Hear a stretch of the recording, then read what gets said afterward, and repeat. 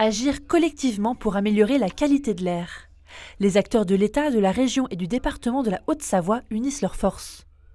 Leur objectif, faire face à l'avenir, après le pic de pollution qui a touché le territoire. Le travail n'a pas commencé aujourd'hui. On peut le constater, que ce soit au sein du département, au sein de la région ou de l'État. Ça fait déjà de nombreuses années qu'il y avait des actions mises en œuvre.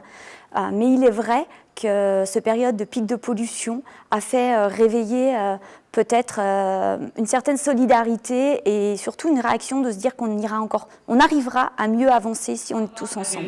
À des procédures comme celle-là. Merci Thierry, c'est ce qu'on fait, c'est ce qu'on commence à faire. Plusieurs solutions ont été discutées. Parmi elles, l'amélioration des primes destinées aux véloroutes ou aux voies vertes. Ces propositions seront votées prochainement.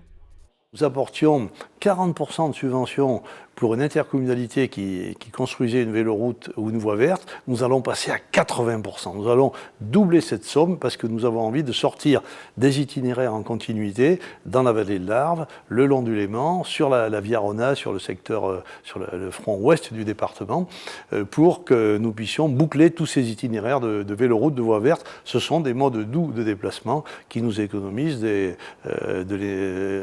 l'énergie fossile et qui améliorent la qualité de l'air par conséquent. Les efforts commencent en interne. Au département, les agents vont réguler leurs trajets en voiture. Fini les déplacements qui n'étaient pas forcément nécessaires.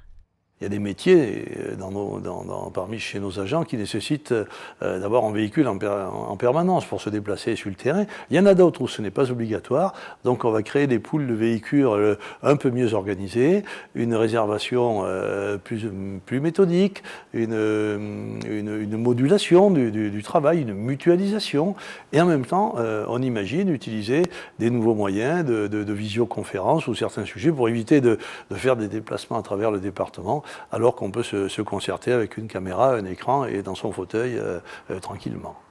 Le travail de groupe commence donc dès aujourd'hui. Une réunion aura lieu en octobre 2017. Associations et habitants seront conviés à cette nouvelle séance de travail, preuve que la qualité de l'air est l'affaire de tous.